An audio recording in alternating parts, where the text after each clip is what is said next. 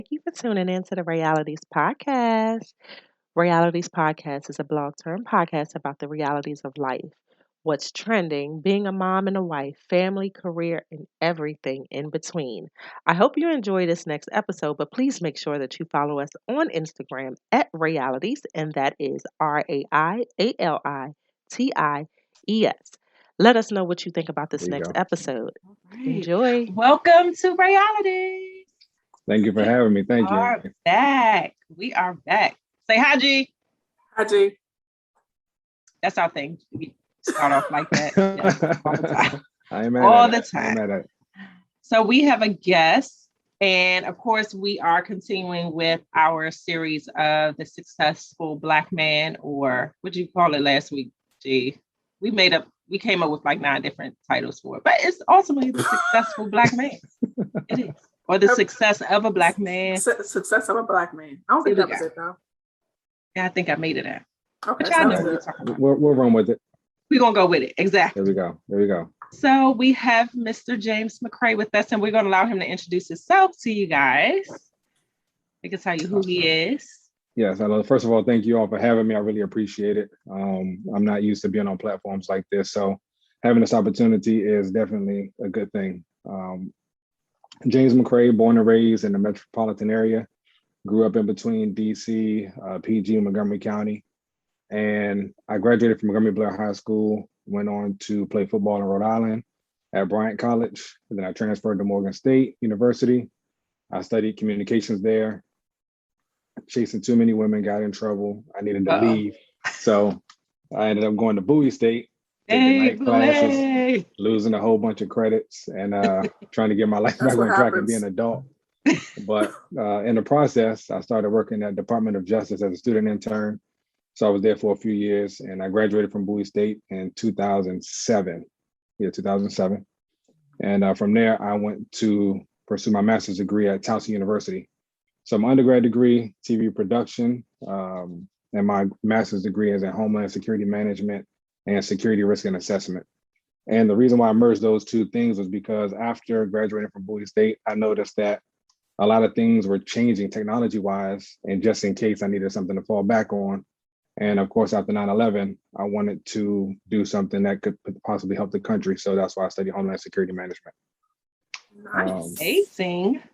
So yeah, fast forward years later, I started working for Department of Defense as a investigator, and now I do multimedia production for Department of Defense full time, and I've been in that role for 6 years now. That's what's up. I didn't know that. That's Yeah. what's up. Look, we learn something different every day. Learn something different every day.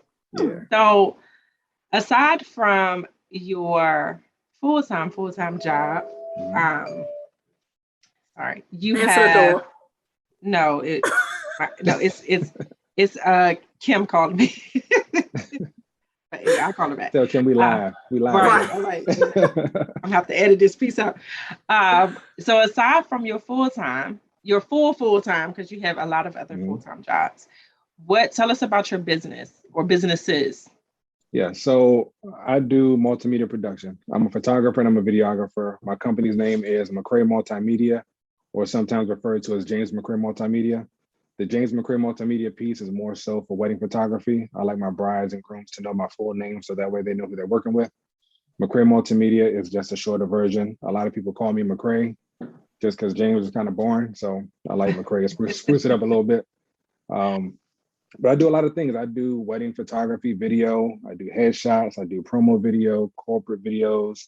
I do school promotional videos. Pretty much anything multimedia that I can put my hands on, I'll do it. And I've been doing that I started my company 7 years ago. That is 7 years ago is when I got really serious about it. And a lot of people often ask, well, how did I get started? And my grandfather got me started when I was a kid. So when I was growing up in DC, I lived with my grandparents, and my grandfather would never go to church. So my grandmother was trying to figure out, like, how can I get my husband into church? And so he started doing video, recording the services. And so because he needed help carrying gear and all that kind of stuff, he was like, well, if I got to go, young man, you got to go. So he would wake me up, drag me along, had me help him set up the cameras and do the production. So I picked it up from him. And then fast forward to high school years, I was a pretty good athlete, and my coaches were telling me that coaches wanted video of my football games. So my offensive line coach, Coach Brian Nance, who's a really good friend of mine now still, and one of my best mentors, he pretty much said, look, man, after football practice, we're going to go to the editing suite at the school, because he was one of the TV production teachers. And he said, I'm going to show you how to edit every day. And we're just going to stay late after school, and you're going to learn the trade, so that way you can use it later if you want to. And after that, I was like, this is cool. Like, I can have fun and make money playing with cameras. Like, this is kind of dope. And I just ran with it from there, and I never looked back. That is amazing. And I know we said we're not tech savvy, but let me try to show y'all something. So this is a product of McCray Multimedia. It is. It is. That is one of the headshots that I took that I use for work, but it's for some apparent reason on this on this Zoom. I don't know. I probably put it on there for that. That's my selfie. Yep. In the studio. So go ahead, G. You gonna show us your? I have one. We're gonna get you squared away. Wait a minute. Hold on. Wait. Oh no, I don't have none. No, we gotta get you squared away, Jana. We're gonna get you right. I got my school one on my one for my work I have, but when it's sorry, it's get you right. I got you. I'm gonna figure out how to do it. There you go. You know what? Do a screen capture. That's right. You have done some of the schools in the area, their headshots for the teachers and stuff. You did Mackenzie, my daughter's school. He did Imagine their headshots.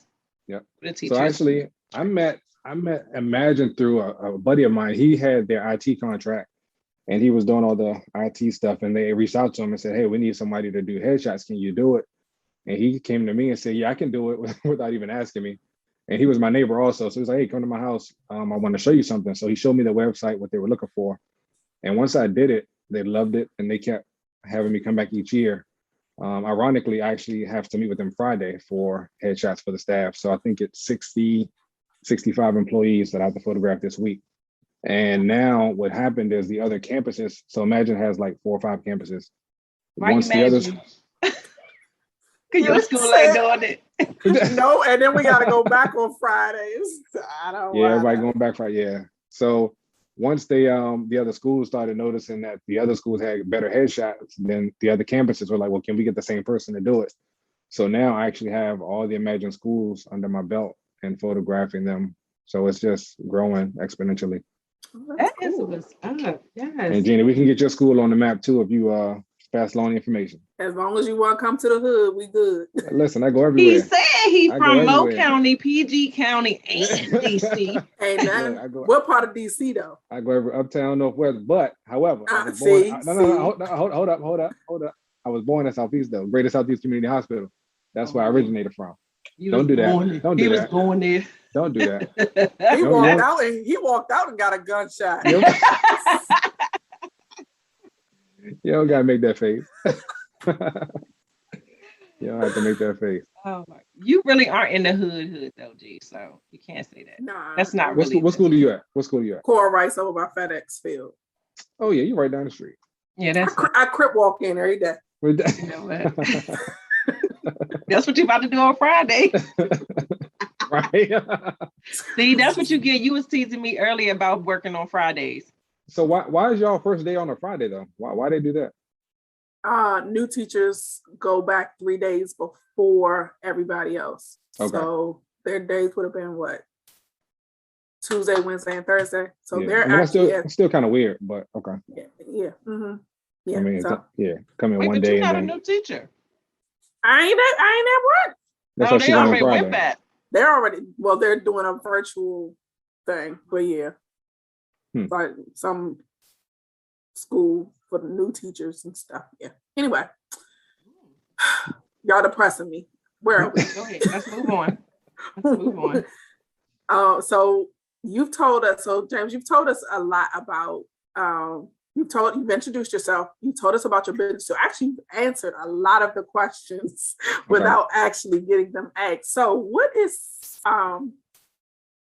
is success to you? Success to me. Success is doing what you want to do, what you love to do unapologetically.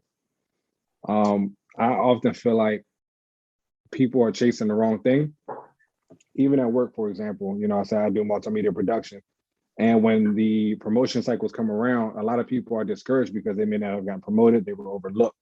But I never get discouraged because I literally love what I do every day. So for me, it's not even about the paycheck. It's about just doing what I love, enjoying what I love, because it never feels like work. Anything that happens outside of that is extra. It's a bonus. If I get a bonus or if I do get a raise, it's like cool. But not too many people can go to school for what they love to do, find a career field what they love to do, and be successful what they love to do. So for me, that's what success is, just living in your passion every day. And for me, that's what I feel like makes me successful because that's what I do and I embrace every bit of it. Amazing. One question I have asked during this series is the difference, or your feeling of the difference between being great versus being successful. As I've said before, I actually did an interview for someone, or I was interviewing someone for position for a job, and the question she asked me was, what do you feel like there's a difference between being successful and just being great, and if so, what's the difference, or do you think that it's the same? I was like, huh. It took me a while, That's a but good question. Yeah. it's an amazing question. I was like, oh, I'm about to use this. Successful versus great. Mhm. My first thing that comes to mind is this perspective, because greatness is measured by, if you're talking about personal greatness, is measured by how well you feel you've accomplished something. And success kind of is the same thing, because somebody else might look at your road or your journey and say you're not successful. But who are they to judge where you are if it's successful to you? You know what I mean? I run into that a lot actually, because transitioning from being an investigator and an analyst going into multimedia, to somebody on the outside, they may look like, oh, you had a really serious job and now your job isn't as serious. So they may value it less, but I value it more because it's what I want to do. Mhm. So to me, it's perspective. I think that being great and being successful are synonymous. That's my answer. I'm gonna stick with that. It's a good answer. I like it. Yeah, I'm gonna stick with that. Were you about to Okay. go with the as a black man one? Yeah. Oh, go ahead. So as a person of color, I'm not gonna say black man because you ain't black. Your shirt's black. I'm a black man. I'm a black man. As a black man, how important is it for you to be successful, or how important is it to be successful? Period. As a black man, It's extremely successful. I think that, not I think, I know, as a black man in America, we're faced with a lot of different issues, circumstances, and the odds are against us. The odds are against us. So to add a little bit more background about myself, I always like to tell people, even when I speak to young men, is that being successful, being great, and being a black man that has a purpose is important. And it's a choice, right? So I grew up to my parents who were both drug addicts. So that's why I live with my mom and my grandmother, my grandfather, and kind of switch back and forth between custody battles and things like that up until about fifth grade. I'm also very transparent with the fact that I have three daughters with three different women. My youngest of my current wife, and I'm not on child support. I don't have baby mama drama, none of that. So to me, that's a choice, right? But if you look at my resume as a person, you wouldn't think I would be where I am today. But I literally made sure that I kept pushing through. I kept persevering. Any obstacle that came my way, I chose to push through. It was a choice. I could have sat back and sulked in it or made excuses, or, a lot of people say, oh, the white man set up this. Like, I personally don't fall under that stigmatism. So every day I wake up with the mentality of get it done by any means necessary. Even if you look, I guess, over here to, I have Kobe painted on my wall in my man cave, because Kobe's mentality is just the Mamba mentality, the killer instinct. Like, if I smell it and I sniff it and I want it, I'm going to get it, period. Failure is not an option, especially because I have three young women looking up to me and I want them to see a strong black man in their life And for me, that's my biggest success in my life, is being a father. I take it seriously. I challenge other men to take it seriously, whether it's friends or even just men asking for advice. I'm challenging them all the time. Hey, do better, be better. You know, not to go off on a tangent, but it's like, you don't have to make all the money in the world. Kids don't see money, they see time. They want to see your presence, they want to see your energy. So think of ways to go outside and play. Think of just different things you can do. So being a Black man is an amazing thing, because you have the opportunity to prove people wrong every day. And I work in a predominantly white office. I am the only Black man. My supervisor is Puerto Rican, but I don't feel judged. I don't feel the racism or things like that. So I'm blessed in that regard. But they have made comments before of like, wow, we see things on TV about Black people, but you don't portray that. And even when funny story, when I was in Rhode Island freshman year, my uncle was driving me up to Rhode Island, and he went to Frostburg State University maybe 20 years prior to when I was going to school as a freshman. And he said that he was the only Black guy in his dorm or something like that, right? And I'm like, okay, well, it's 2001, 2002. I won't experience that. Well, when I got up to Rhode Island, things didn't work out. I was dealing with some issues personal, so I decided to come home early when I transferred to Morgan.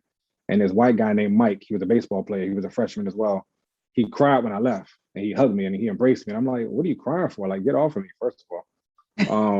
But I'm like, why are you hugging me? But he was like, I'm really going to miss you. And you changed my perspective on Black people. So I'm like, well, what was your perspective? He said, well, you're not like the ones I've seen on TV. And I said, well, what about the ones in your school or the ones that you grew up with? He said, James, I've never seen a Black man in real life. You are the first Black person I've ever seen in real life.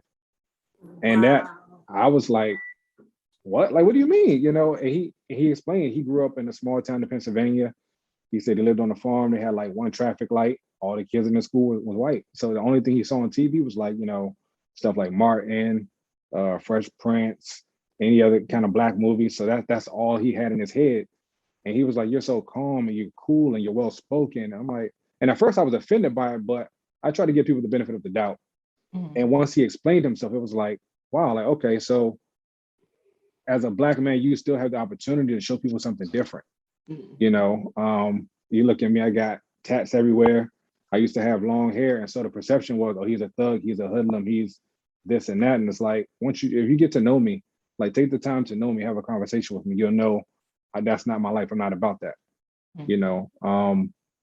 And I don't feel like I have to portray that as a Black man. Like, I feel like sometimes we feel like we got to be tough and walk around with our chest out and this and that. And in certain circumstances you do, but it's not how I like to carry myself at all times. Now, if I need to, right. Sure, you know what I'm saying? But mm-hmm. For the most part, I present myself based on the environment. And I think as a Black man, it's also important to be a chameleon. You have to be able to adapt. Mm-hmm. So if I go, let's say, to your school to talk to the youth, I can walk in there with a jersey and some tattoos and talk how they talk, because then I can relate to them, right? But in the same breath, if I have to go later to a job interview, I can put on my 3-piece suit that's tailored, brush my hair, do my curl sponge, and speak in corporate America talk if I need to. So having that versatility is powerful. And I think sometimes we teach our youth the wrong thing about, they should be a certain way, but I think they should still embrace being themselves, but also understand the power and being able to adapt to their environment. I definitely agree to that. That's really good. Do you think as, I'll say, a multimedia specialist, mm-hmm. You're not just a photographer, you're not just a videographer, you do an array of things. Do you think within that field, I know you talked about your full-time job, but mm-hmm. Do you think in the field of multimedia, it's harder for you as a Black man, or it's pretty much the same? I think it can be. But also people have this notion that, Black people don't like to spend money.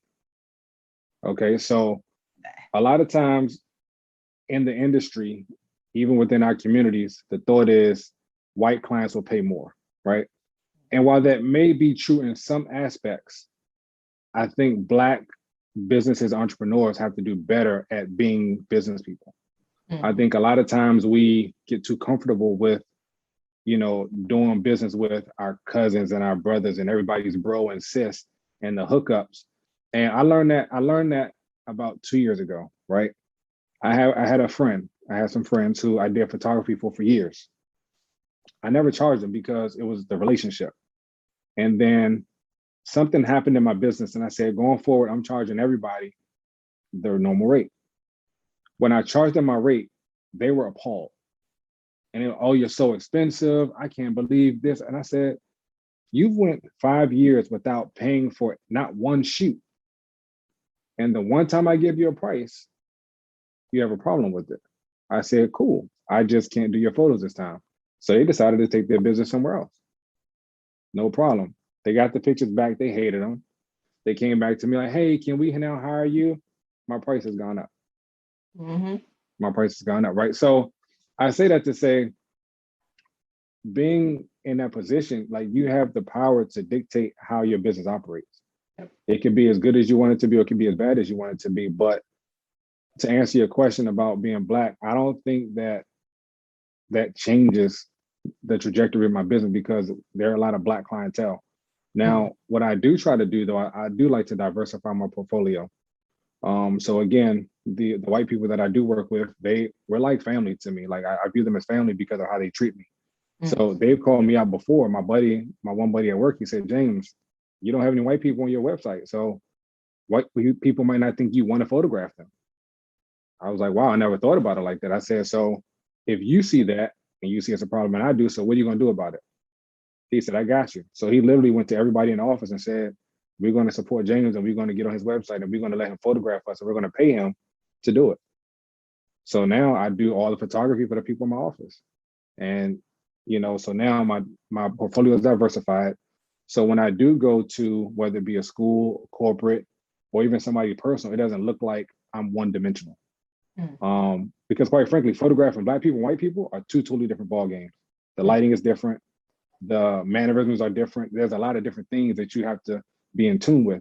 There's things that I can say to Black clientele that white clientele may or may not understand, and vice versa. So again, it goes back to that being a chameleon and being able to adapt based on the environment. But I don't think that I have any shortage being a Black man in the business. And I'm a straight shooter. I don't really play the political games. Either you want to work with me or you don't. And that's fine because for every person that doesn't want to work with me, there's somebody who does. So I'll take my energy to the good energy where people want to work with me. Exactly. I was about to say, oh, sorry. You got to ask me a question. I was about to say, go ahead. What I was going to say, was yours a question? Yeah, but it kind of went to the two different Black and white. Oh, I was going to say just to the point of charging friends and family. I tell people all the time, like if you own a business, if they're really your friends, if they're really your family, if they are really there to support you, they should be able to support your charge. Because you're not like, that's not supporting you if I'm looking for a friends and family discount. Like you're not supporting me. I could now if I'm just starting out and I need to build myself up, then okay, I get that. But for the most part, you're not being supportive of that person if every time you go to them is, oh, can you do my pictures for free, or can you do this video shoot for me for free? Like that's just not it. And I think at this point in the area that we're in life with, Black Lives Matter and all of that stuff, it's people are understanding it a lot more, and it's because we're now voicing it versus before no one was really voicing that. And now it's like, if we see somebody and they're like, oh, I want to go to James, but is he too expensive? It's like his price is his price. And that's just, as an example, but that's the support. It's like, I can direct you to anybody. I can direct you, but it's all about who you want. It's all about what the product is, but you have to be willing to pay for that product. Definitely. I think we're definitely getting to, hopefully, we're definitely getting as a community of African Americans, Gina.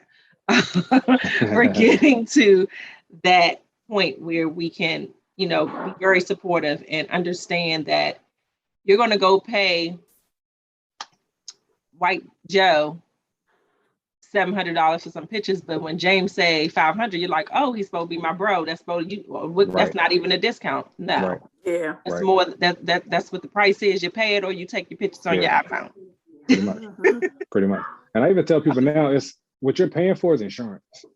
And when they're like, what do you mean insurance? You're paying for my expertise, that I can walk into any situation and execute my photography or video with the equipment that I've invested in, the time I've invested in, the education I've invested in, or you cannot. And then you get what you get. Right. You know, and even to go back to the original question of, you know, being a Black photographer is, I like to tell people that they're paying for me as a person. You're paying for my experience. You're paying for how I treat you. You're paying for the vibe that we have. You're paying for the customer service. And I truly believe that although I provide a great product, I have some clients that I've been working with for years. If I provided them with a trashy product, they'll still love it because they love me, because we built that relationship. Obviously, I would never do that, but people buy into what they gravitate towards and what they feel comfortable with. So the more you can make someone feel comfortable about your product and about you as the person selling the product, they'll support you, the individual. And I think that goes a long way. And you're not gonna go, like me and G not gonna go to our nail tech and be like, girl, why you charging all of this? I'm gonna pay for it because I like you, I like it, and I want to get my nails in my head. Exactly. I ain't gonna be like, oh no, come on now, Shakita. Yeah, That ain't my nail tech name. I ain't And we gonna don't lie. go into the Asian salons and do that. We don't question the prices. Sure don't. Unless the price they quote, unless the price they tell you at the end is not on that board, but still. That ain't up there. I don't see that. I don't even look at the board no more. I just know you kind of know this is how much it costs to be pampered. This is how much it costs for this additional whatever you're getting, because this is not like getting your nails in your hair done is not a necessity. So you know that getting this done, you're going to spend $100-something. Right. Yeah. So, yeah. And I've done, like, now I go, what did bother me, and what bothers me, and it's not because of it's because of us as a Black people, as Black people. When Black people have their businesses, they're the only people who make you do a deposit. It doesn't bother me now, but I was like, I don't get it, I don't understand. But as time went on, so many people, every time I would go, oh, it's a $20 deposit, $20 deposit. But once I built that rapport with them, I didn't have the deposit anymore. But I was like, I didn't have to do that when I went to Su Ying at the nail shop. I didn't have to do that when I went over here at the different nail shop. But they kept saying, people are canceling, they don't show up. It's us. We're doing, and it sucks. So like now I go get my nails done.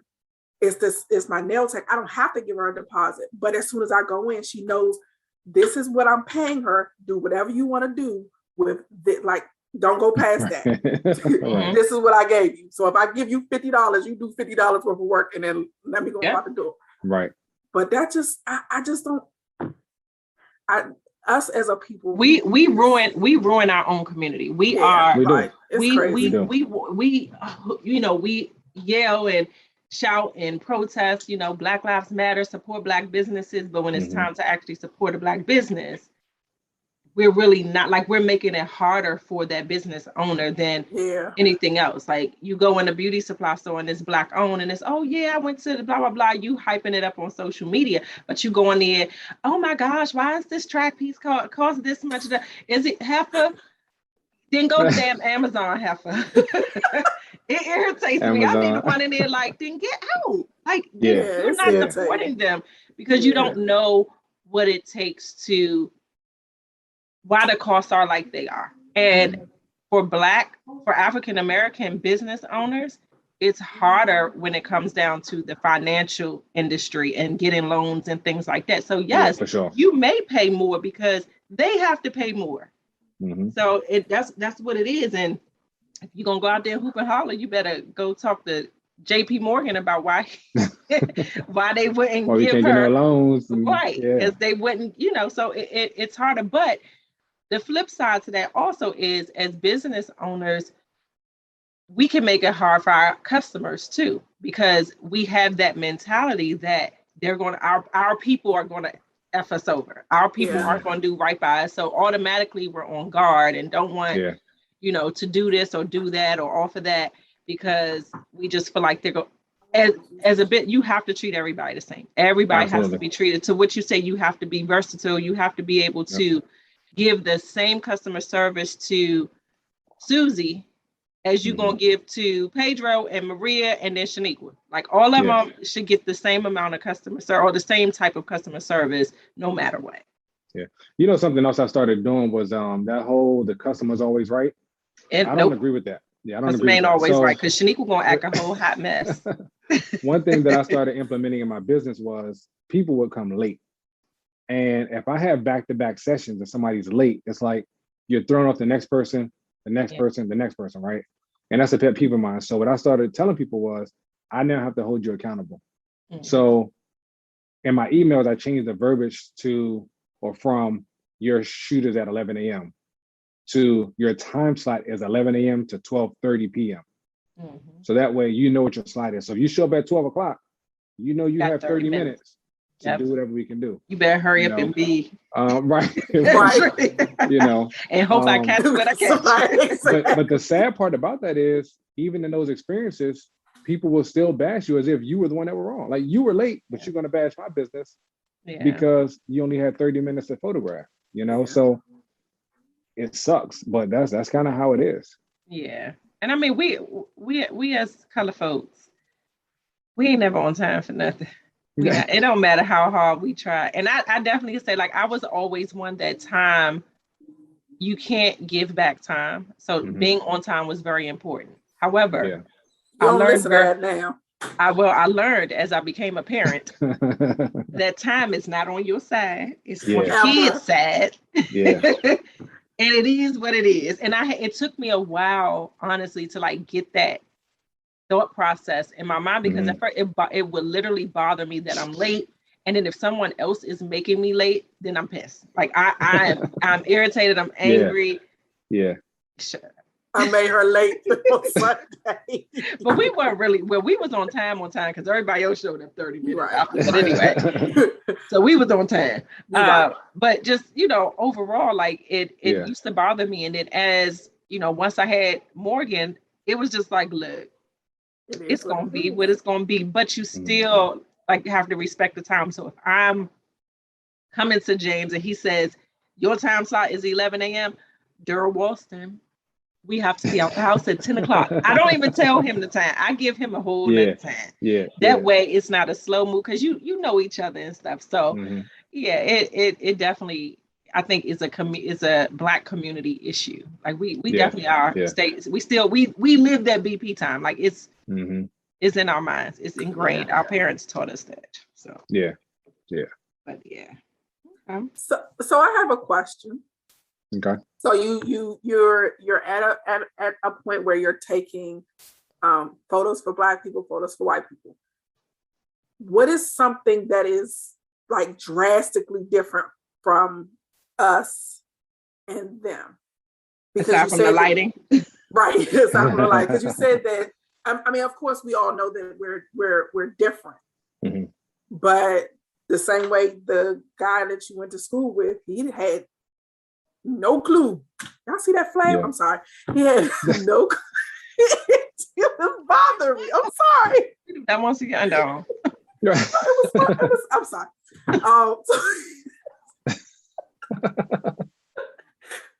So you said that because he had no idea other than what he sees on TV. Right. And of course, we live in an area where we do come across white people. However, we've never been in a position where we're taking photo, we're doing something like different. You know what I'm saying? Yeah. So what's something that was drastically different from a Black person and a white person? That doesn't sound, I'm not trying to be. Or a Black person in another race. Yeah, another race. The other race. Yeah, other races. Depending on the white family or the white client, like let's use a wedding, for example, right? And it may just be because of society and where we are now with everything going on. But I feel like sometimes when I go around white clients, they're so busy trying to prove they're not racist. Mm. And I notice it. And so for me, again, giving people the benefit of the doubt is like, while I appreciate that, it's kind of overkill because now you're making it awkward, Yeah. you know. And so that's the biggest thing. But in the same breath, especially at like receptions or even when you're like photographing a family in intimate moments, they will try their best to make you feel welcome, to make you feel like, because a lot of times I may be the only Black person there, or there may be one or two Black guests, but it's still a thing of like, hey, you know, I'm like, I had one wedding where the young lady kept calling me, hey, photographer, hey, photographer, hey, photographer. And while I don't think she was trying to be rude, I coincidentally did not hear her, right? I ignored her, is what I was doing. But I heard the bridesmaid say, his name is James, call him by his name.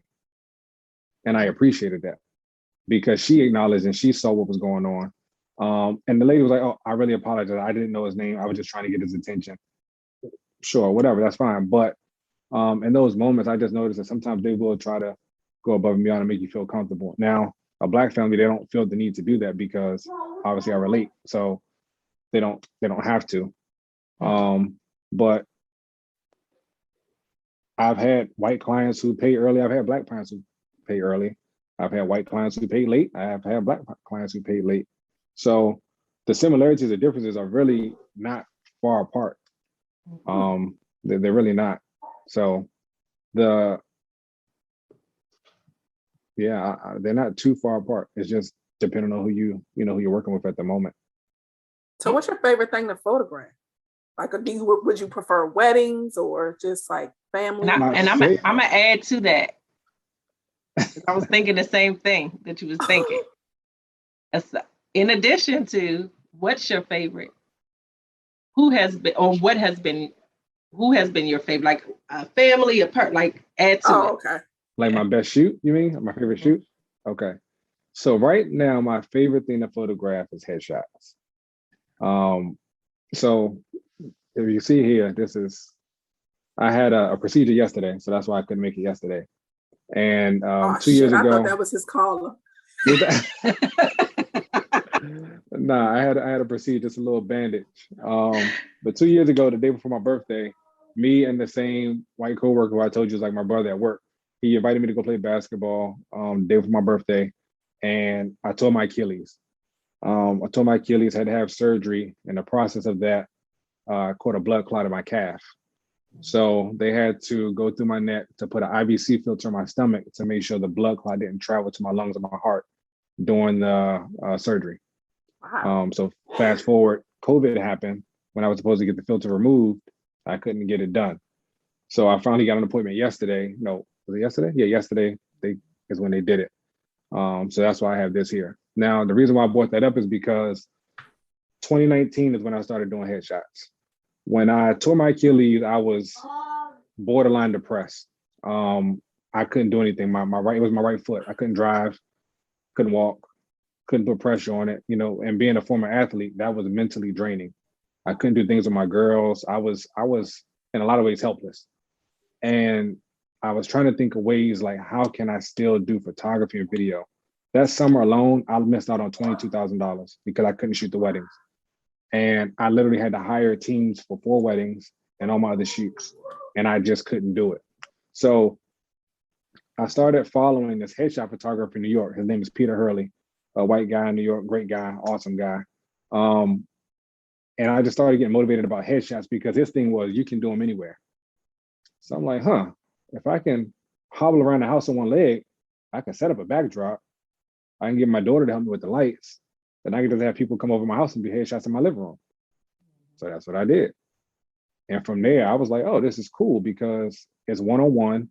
You really get to know people, get to know about what they're doing, kind of get to talk to them about their businesses. And you can network beyond what you could in more of like a network setting, really, because you get to build that rapport. So I did a few headshots in my living room. And then it just took off. I started posting and people would just hit me up left and right. Can I get a headshot? Can I get a headshot? And then that's how it segued into doing the schools at a larger scale because I felt confident that I could walk into a room, do 50, 60 headshots in 2 or 3 hours and go home and make a good amount of money. So it was like I could work 8 hours at a wedding day and make $3 grand, or I could work 3 hours at a school doing headshots for a staff and make $5 grand. It's kind of a no-brainer. I'm gonna work less, make more, and walk away. So for me, headshots is the best thing to photograph. Plus, a lot of people don't have good headshots. A lot of people do not have it. And a headshot is the first thing that people see when they see you, whether it be on a Zoom call or G chat or even Facebook. That headshot can say a lot about you.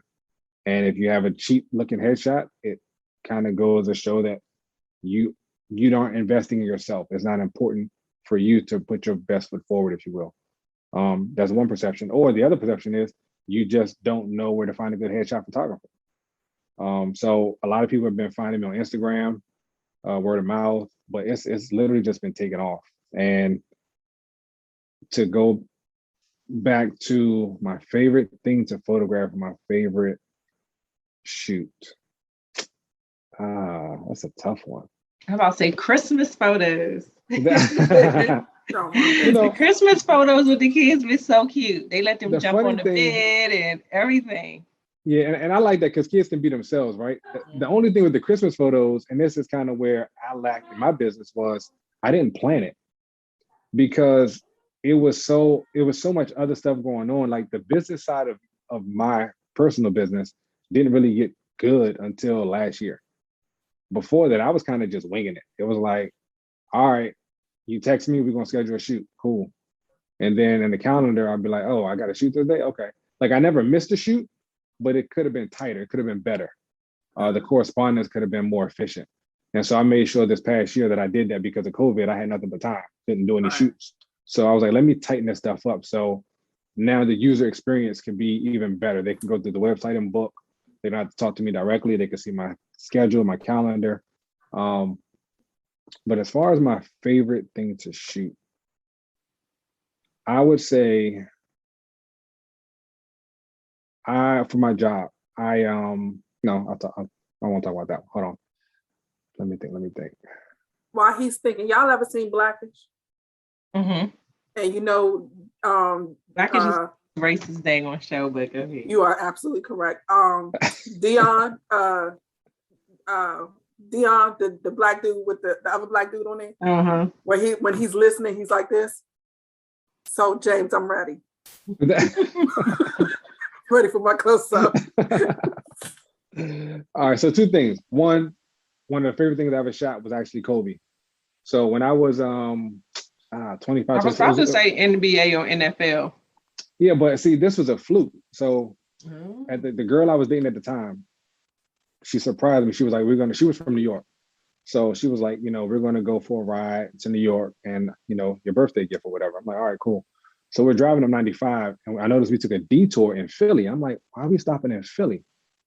I'm like, this, whatever, like I'm down, whatever, So then I noticed she pulled into the Philly Philly, basketball arena. I'm like, all right, I guess we're going to a game, but maybe she's taking me to go see Iverson. And then we walked in and I saw Iverson versus Kobe, like a sign. And I was like, yo, are you serious? Like Kobe's playing tonight? I went inside, we had courtside seats. Wow. Courtside seats. And I had just got my new camera. Like this was like the first camera I ever bought. Actually, no, I had it before. But anyway, courtside seats. So I mean, Kobe's like, I could have hit him if I wanted to. So photographed him. Thankfully you didn't. Huh? Thankfully you didn't. Actually, I probably should have, because if he hit me back, I probably could have got a nice lawsuit. I might be in a totally different situation, But no, it was cool. It was cool to be able to see him play against Iverson, get some photos. Some were great, some were trash because I didn't know what I was doing. But overall, it was a good experience. As far as for actual gig, I'll say my favorite shoot was September 2014. My best friend, he's a hype man. That's what he does. You might know him. He went to Bowie, Avon Jackson. Oh yeah. Yeah, so Avon's one of my best friends. Avon played football. He did. Right? Yeah. Yeah, I'm about to say, you might know him if you see him. They might have called him. No, we call him Avon. He got a real big head. Like real big head. Like that. That's everybody know. Great way to represent. Listen, that's everybody know, Well, right? G's husband played football for Bowie, so he probably he knows him because he was our year. He know he is, yeah. But hold up, he talking about our year. He really showed his age like he was a whole adult talking about some Iverson. Sir, how the Iverson? It was late. Iverson late in his career. He was about to retire. Oh, okay. Yeah, he was about to retire. That when you was having him on your wall, Gina. Iverson was never on my wall, trust that. But we so Avon's a hype man, right? So his cousin was getting married in California. And he told his cousin, like, oh, my boy do photography. He can come do your wedding in California. And I'm like, bro, I don't even do weddings. I've never done a wedding before. Like, what are you talking about? He was like, no, you're gonna get this wedding. I'm like, all right. So his wife, his cousin's fiance at the time, she looked at my website and she was like, I want to book you. I want to hire you. I'm like, to come to California? She was like, yeah. I was like, you gonna fly me to San Diego to do your wedding? She was like, yeah. I was like, why? She said, and that's what she said. So going back to the black versus white thing, she said, there are not a lot of photographers in San Diego that know how to photograph Black people. She said, when I look at your colors on your website, I like what I see. I said, cool. So she paid for my flight, my hotel, all my food while I was out there. And then she was like, stay an extra few days and enjoy it. So I went to San Diego for, I think it was like 5 days, 4 or 5 days. The best wedding experience that I had. And that's really what took my business to a whole nother level. Can I share my screen? Mm-hmm. Let me show you something. It's disabled. I was gonna say he probably can't. He probably didn't. My bad. So shoot something. Mm-hmm. No, you can't. Because I don't. Zoom said no. All right. Well, keep talking. I'll try to figure it out. Oh my All right. goodness. So, but yeah, I'm gonna try to go to my wedding gallery to see if it's in there. All right. See if you can do it now. Hold on. Let me make sure I can find the photo that I'm referring to. Because I took this photo. Yeah, here it is. All right. Let's see. She ain't never had nobody ask to share screens. No, it's selected. It was on one participant can share at a time, but nobody's sharing. So I don't know. So then that's weird. Yeah. It says who can share, all participants. Oh, maybe because you're recording. Yeah. Well, maybe it so. Still shouldn't. I don't know. It's saying. It's still not doing it. Hold on, it's trying to. Hold on. Oh, it's not giving me anything. I know it's wrong. I got all these security features. That's okay, Mr. Homeland Security. Why? Yeah, I filled my glass up just for you, since I knew you didn't have anything. So I drank your half. Now I'm on mine. What you mean I didn't have anything? You over there drinking Aquafina? That's because I didn't have time to set up. And then, look, I said that's why I did it for you. Look, I looked over like, do I have any screw tops? But I don't. Can y'all see this? Oh, I do. Yeah. Okay. So this young lady right here, this is the California wedding. Oh. Right. But that's dope. Where's the shot? Hold on. I'm trying to go to the shot. This is the shot that took my career to a whole nother level. People saw this photograph and I literally just started booking the weddings like crazy. But I had to explain to people, I'm like, this is California. This is not in Maryland. So don't think you're gonna get this sunset. Like unless you want yours at Sandy Point photo. Right. Unless you wanted at Sandy Point or Ocean City. Exactly. I take Ocean City before I take Sandy Point. Good gracious. So yeah, so that was definitely and so the cool thing about, how do I stop sharing?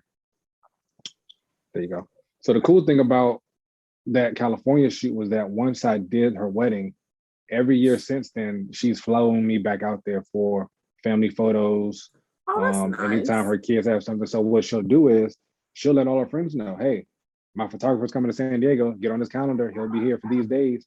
Yeah, because you know us Black people, we love to have our own stuff, right? Right. We love to be like my photographer, my maid, my nanny. Yeah, so that's what she does, and it's awesome. So we built a friend. I mean, now I'm at the point where I go out there, I stay at their house, so I can save money in a hotel. I know, right. And so it's just been a great experience. Their kids call me Uncle James, and I've actually been to visit them more than Avon has been to visit them since the wedding. Lord. And he's like, man, that's your family now. Like, you know, took my family. Sorry, So- sorry. So, Right. so who, or yeah, I'm gonna say who. Uh-huh. Who would be your ultimate person or family or what have you to photograph that you haven't? Whether it is someone dead or alive, whether it is someone famous or not. Like who? I would assume it'd be a famous person. You don't want just Kobe Bryant and his family. amazing. Yeah, Kobe Bryant and his family. Just from the standpoint of simply being a girl dad. Yeah. Being a girl dad, and then just hearing. So I've been a Kobe fan since Kobe was in high school. Wow. My stepdad and I, we used to go to different high schools and basketball tournaments, things like that. So I knew about Kobe way before he got into the league. And the biggest thing that I used to defend Kobe with, people was like, oh, why did he go straight to the league? You know, he needs to go to college, and, you know, he's losing out on education and this and that. And the one thing I always admired about Kobe was just how smart he was. You know, Kobe spoke 5 languages. His SAT scores were amazing. So he could have went to college, but he had already surpassed that educationally. Like, he was smart as I don't know what, you know? And so for that, I was like, this dude is different. And then his what some people thought was cockiness, I thought it was confidence, his arrogance. Like he knew he was good, but he also put in the work. You know, when people would always say to him, you know, why do you want to be like Jordan? And his response was, who wouldn't want to be like the best? If I want to be like the best, I have to do what the best does. And it just makes sense. So when I watch him, and I'll never forget, I was in my studio doing a photo shoot when he passed away. And Avon, same buddy, Avon knows I'm a diehard Kobe fan. Avon called me and I was in the middle of the shoot, and he said, did you hear what happened to Kobe? And I'm like, no, like, I'm in the middle of a shoot, but I'll call you back. Not thinking it was what it was going to be, but he was like, man, Kobe died today. Now, Avon's dog name is Kobe. So I said, I'm sorry to hear that, bro. Like, but I'm in a shoot. I'll call you back. Like, if you need something, let me know. And he's like, fool, I don't think you understand. Kobe Bryant just died. I'm not talking about the dog. Listen, jeez. I told my client, I was like, I can't finish the shoot. Like, I was in tears.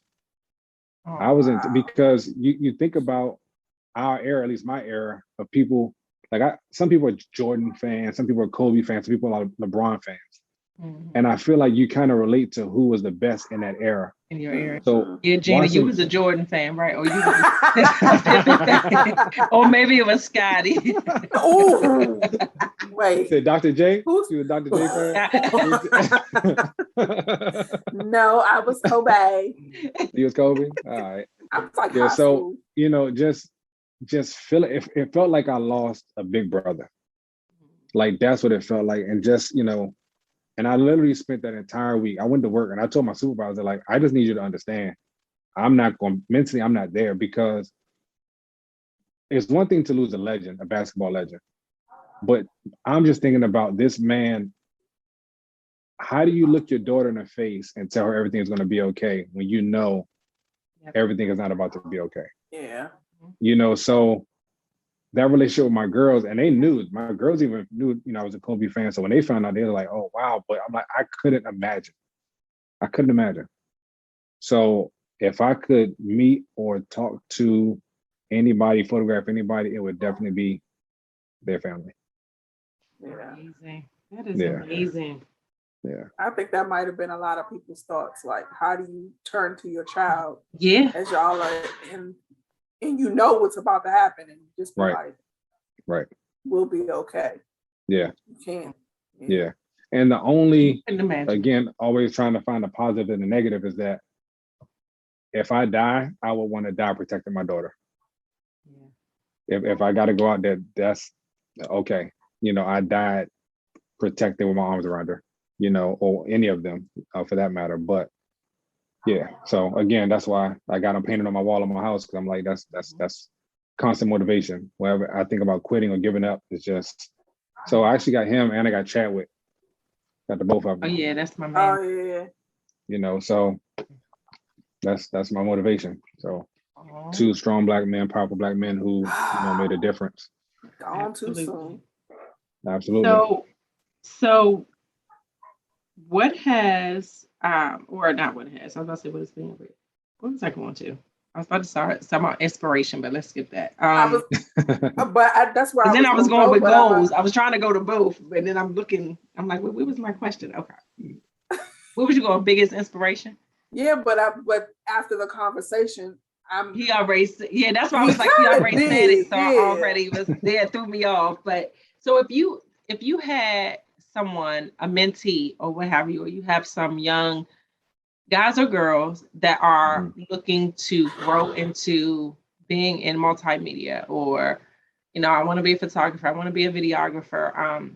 I can say I've been one that's been a Jill of all trades. I wanted to be a photographer.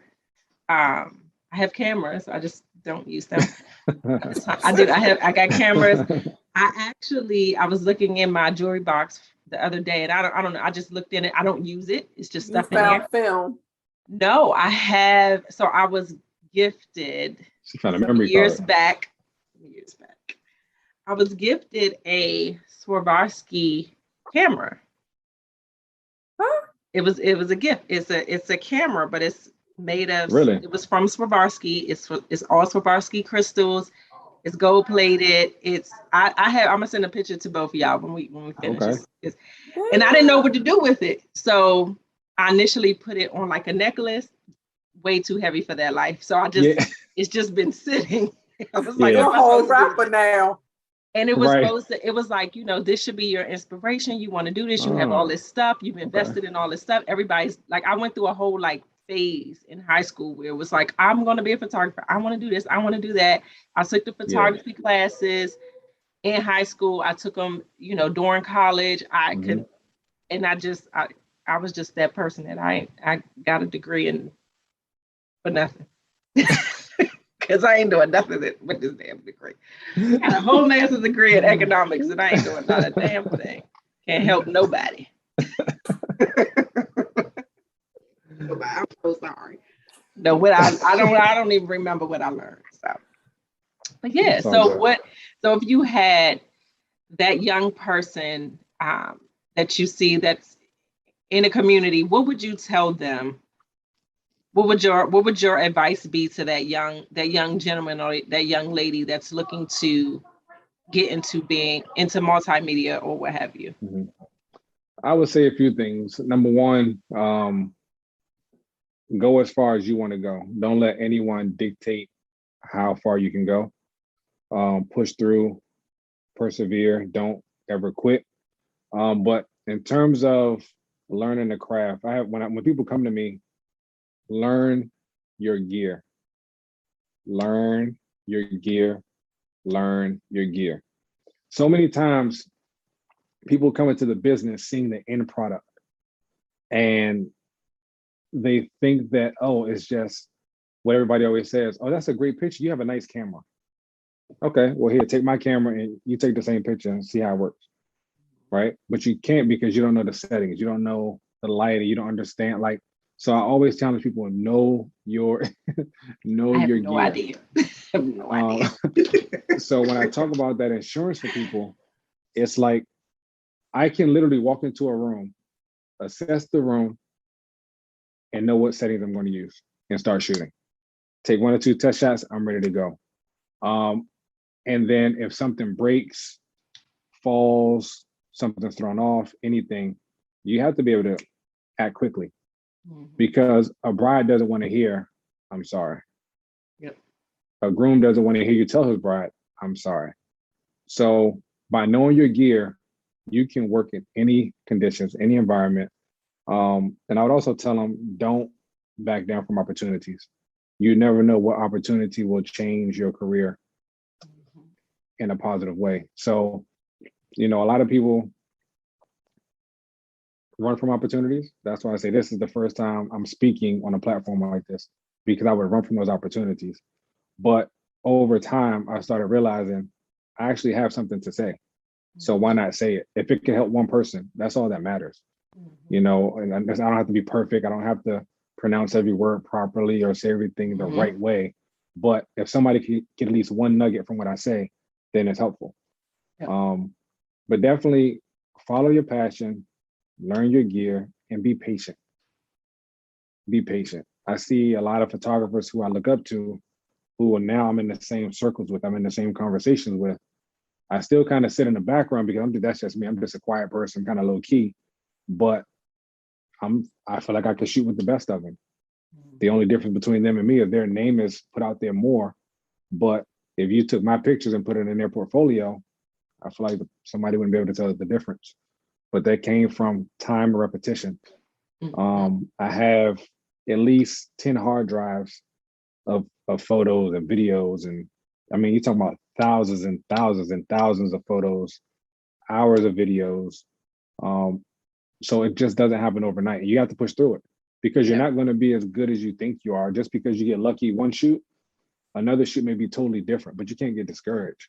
You can't say, I'm going to quit and give up because it didn't turn out the way I thought it was, or because it didn't get a certain amount of likes on social media. That's the other thing. Don't feed into social media.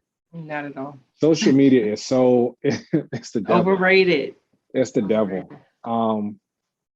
And I even practice what I preach. So if you look at my stories, I post on my stories kind of frequently just to stay relevant on social media, but I haven't posted on my feed since September 5th last year. And I did that on purpose. And I'm still getting followers because my work is consistent. But you get a lot of Bitcoin people want to make cartoons of you, all these fake followers. And I want organic followers. I want to be able to comment on yours, you can comment on mine, we have a discussion, and it's genuine. But if I post a photo, for every photo I post, there can be 50 people who like it. There could be 50 people who hate it. If I focus on the 50 who hate it, I won't keep shooting. I'll stop because I'll think, oh, they're going to bash it. It's going to be ugly or they're not going to like it. But what if you focus on the 50 people who like it, right? Those are your clients. So I don't shoot for anybody else but my clients, period. Because the art is so subjective. Just because you don't like something doesn't mean it's right or wrong. Exactly. And so even when people come to me and ask me for advice, hey, what do you think about this photo? My first question is, what was your intent? What was your intent? Did you get what you were trying to do? If you did, I can't tell you that your photo is wrong. Right. Yeah. But if you had something else you were trying to do, I could say, oh, here's what you could have done to achieve that. But I'm never going to tell somebody your photo is wrong. Your photo could be blurry and dark. Maybe you were doing some abstract art. I don't know. Maybe. But, who am I to judge? Now, if you say I was trying to photograph a squirrel jumping midair, then I'll be like, yeah, you failed. But here's how you can do it next time better, right? That was you. That's what I would tell them. Just, stay the course and just have fun with it. Have fun with it. So I have one last question. So when me and my husband got married, we did, I don't know if you probably have heard of him. I think he's Darrell Todd, footprint photos. Footprint photos, yeah. So he, y'all, both of y'all have amazing work, but he does, at least he did, was it like classes? Have you ever done that? Or have you ever thought about like doing classes to help people like Rayshawn who has cameras? I do. They said I'm literally looking at the whole, I got all, yeah. So yes, I have. So recently I did a class for a young man. His wife reached out to me on Instagram and she was like, my husband loves your work. He follows you. Can we set up like a day in the life mentor session one-on-one with him for his birthday? So I put together a course and I did 8 hours with him. We went through lighting indoors and outdoors. I hired a model, a makeup artist, and the whole shebang for him to come in and go through a whole shoot. We had lunch, we talked, we edited, and I got to kind of see what he wanted to do, what he liked and didn't like, and just show him what a day in the life of photography is for me. And he said he loved it. And I like to do it on that scale because everybody's different. Yeah. So if I have a class, I got to come up with a curriculum. I got to try to make sure all the students are in different places. I'd rather do it on a smaller scale where it's either one-on-one or 1 or 2. And I can really focus on what do you want to take away from the photography, because it's different. So I know how to shoot sports. That's totally different than shooting a wedding, Yeah. which is totally different from shooting headshots, which is a totally different beast from doing video. So let me know what you want to learn and I can teach you what you want to learn. And that's kind of the approach that I'll take. So if someone does have an interest, they can reach out to me and I will do it. But even when it comes to classes, because I've been blessed in my career with my full-time job and my business, I don't mind paying it forward. So if someone comes to me with questions, I'm okay with giving out information. I don't feel threatened by the competition. It's so much money to go around. We can all eat, you know? So if somebody really wants to pay for a class, we can do a class. Otherwise, just shoot me an inbox, shoot me a DM. I'll answer your question, you know? But if I don't have time, I'll say, oh, I'm busy. I'll get back to you on this day, you know, but I don't mind helping out wherever I can. If somebody is, because that's how I got started. You know, somebody had to answer my annoying questions and all the YouTube video searches I had. So it was like, you know, I don't mind paying it forward. Awesome. So last question I guess I have, what's your next goal? What's next for McCray Multimedia? Do you do boudoir photos? Like, not for me. Not for me. So Boston, I haven't fit. No, not for me. I'm just asking for the ladies out there. For some reason, my head was like you were already going to ask that. I know. That's my anniversary gift from my husband. I'll say that. I stopped. So I have a partner. Her name is Amber. She goes by Jillian Phototherapy. So I send clients to her. She, you know, she does that. She has a studio in Baltimore. You may have seen her work when you came into our studio, Rayshawn, but she has since left our studio. She has a bigger, nicer studio for boudoir in Baltimore. So I send everyone. I'm getting some boudoir photos done for my anniversary. Nice. Do you have a photographer already? Yeah, Mr. Walston took care of that life. Oh, nice. Okay. It was a gift. Okay. It was a gift from him. Yeah, well, we shall see. That should be fun. That should be fun. Yeah, he can't go though. He got to stay home. Okay. Let him be surprised. Right. Okay. As far as a goal, I have a business venture with photography that I won't share all the details. Yes, got to keep some things under wraps. But it's something related to headshots, and it's something that has never been done. And I'm excited for it. I sat on it and I kept sitting on it, but the more I sit on it, I feel like nobody's doing this. Nobody has done it. And I know I could do it, and I know I can pull it off. Do you need a muse? I was trying to think of the word. I didn't know. But I will tell you this. Something else I'm going to do. I'm actually going to wrap my vehicle. So I got a van maybe like 5 years ago, just an old white van from a government auction with it has like 40,000 miles on it. It's like a 2005. I'm going to wrap it with my marketing stuff and use it as my primary vehicle. So I can just drive around and have marketing everywhere I go. So you mean to tell me if I took pictures with you, like my picture could be like on a metro bus?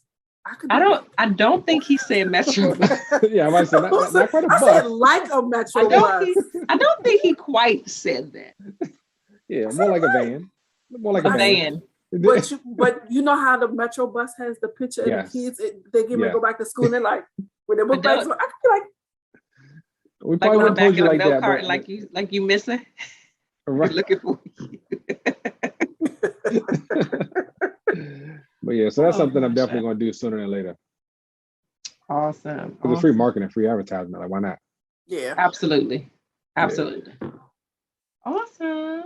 Well, we're going to wrap it up because we do post on Instagram, and Instagram is petty with how long we can post the video. Gotcha. They are very petty. But thank you. I know. But thank you so much for joining us. This has been amazing conversation. You forgot, James, what's your I thought you were, my bad. What Gina was about to say. To drop your social media handles as well as your website.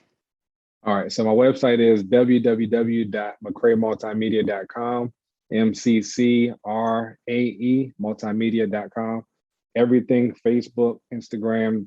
I don't have Twitter, but if I did, at McCrae Multimedia. So MCCRAE Multimedia. Anything hashtag McCrae Multimedia or DMV headshots, DMV wedding photographer, you should be able to find me. Amazing. Well, thank you so much again. We No truly problem. appreciate it. Thanks. This No problem. is our last episode for our series, and we ended it with a bang because this was I amazing. appreciate y'all having me. Thank you. Yes, indeed. And so to our listeners, please make sure that you follow James. He left his handles and we'll also tag him, but make sure that you go and follow him on those social media likes and follows. Don't really matter, but we still like for you to follow us so that we can get your business.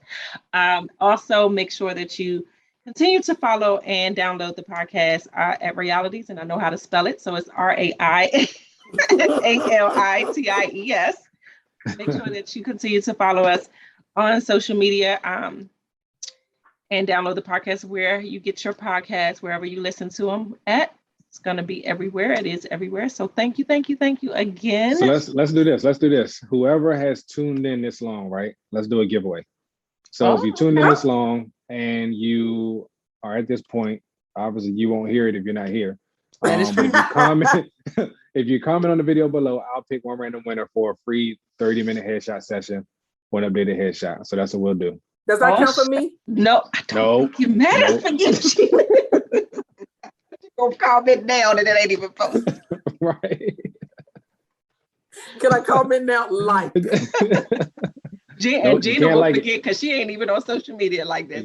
They got to comment. They got to comment below. All right. Well, y'all heard it. And so to our followers that listen through the whole thing, we're not going to tell you. We're just going to post. So there you go. Thank you so much. No problem. Thank you. James. All right. Y'all have a good one.